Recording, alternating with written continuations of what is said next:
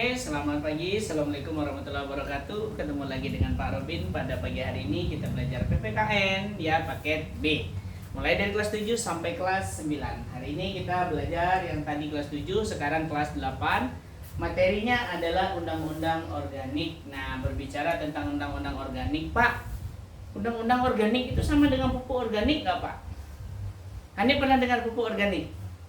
Ya, undang-undang organik itu beda dengan pupuk organik. Kalau kita berbicara tentang undang-undang organik, undang-undang organik itu adalah undang-undang yang menjalankan ya dari undang-undang yang sebenarnya. Artinya dari Undang-Undang Dasar Negara Republik Indonesia nanti ada yang menjalankan, yaitu undang-undang organik. Salah satunya contoh pengertian undang-undang organik adalah tentang sistem pendidikan nasional dibuat untuk melaksanakan amanat atau perintah dari Undang-Undang RI 1945. Undang-undang tersebut juga disebut sebagai undang-undang organik.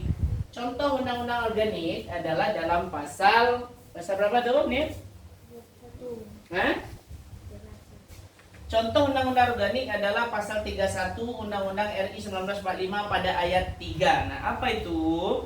Dalam ayat 3 sudah dibahas, pemerintah mengusahakan dan menyelenggarakan suatu sistem pendidikan nasional yang meningkatkan keimanan dan ketakwaan serta akhlak mulia dalam rangka mencerdaskan kehidupan bangsa yang diatur dalam undang-undang. Nah, artinya pada ayat 3 ini Indonesia difokuskan kepada tentang sistem pendidikan.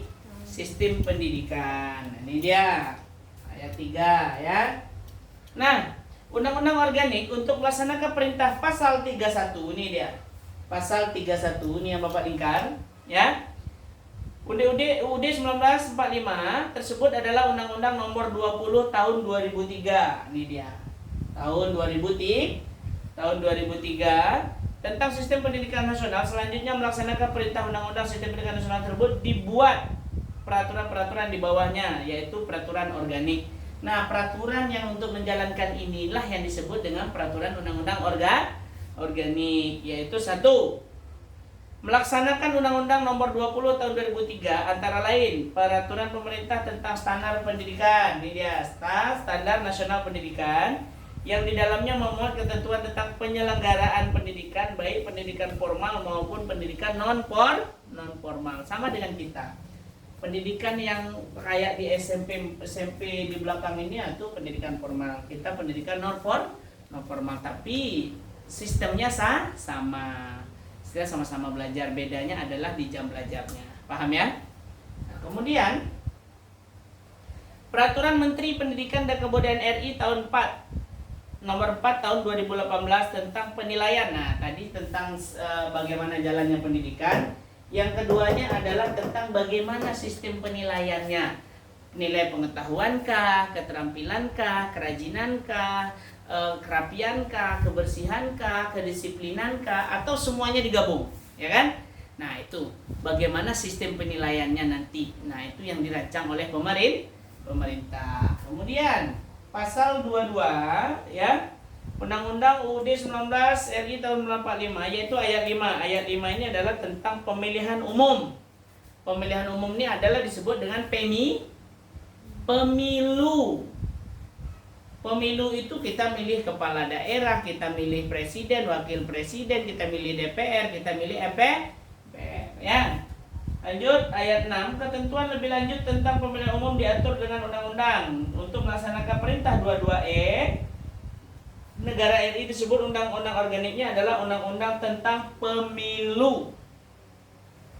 Selanjutnya berdasar undang-undang ditetapkan ditentukanlah Komisi Pemilihan Umum atau Badan Pengawas Pemilu. Ini dia. Ya. Nah, ini gambarnya.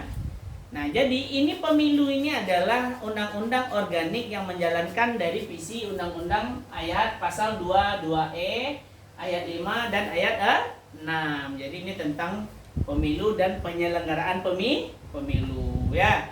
Nah, jadi nanti biar lebih paham lagi, anak-anak Bapak Hanif sama Alif yang di rumah juga dimanapun kalian berada, coba di rumah nanti dibuat. Yang sekarang silakan dibuat. Tugasnya membuat peraturan yang kalian ingat ya di rumah kalian ya.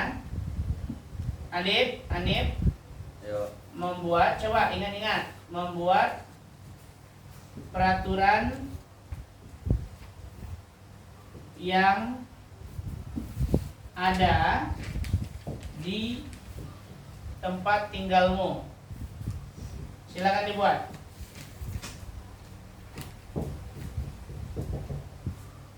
Buat sekarang, peraturan apa saja yang dibuat yang ada di tempat tinggalmu. Minimal salah satunya adalah orang rongsokan yang mengambil barang rusak itu, barang-barang ini nggak boleh masuk kan gitu. Nah, sama dengan itu. Itu salah satu contoh. Silakan dibuat. Dia banyak tuh peraturan tempat tinggal tuh dari RT RW ya kan? Nah, silakan dibuat. Jadi anak-anak bapak di rumah jangan lupa nanti kalian buatkan tugasnya peraturan-peraturan yang dijalankan oleh masyarakat di tempat tinggal dari peraturan daerah, peraturan RT RW, camat dan lurah setempat ya. Bapak tutup pertemuan yang ini tentang undang-undang organik. Ini teman-teman kalian yang di sini juga lagi mengerjakan. Mudah-mudahan anak bapak semua dalam keadaan sehat. Bapak tutup. Wabillahi taufiq wal hidayah. Assalamualaikum warahmatullahi wabarakatuh.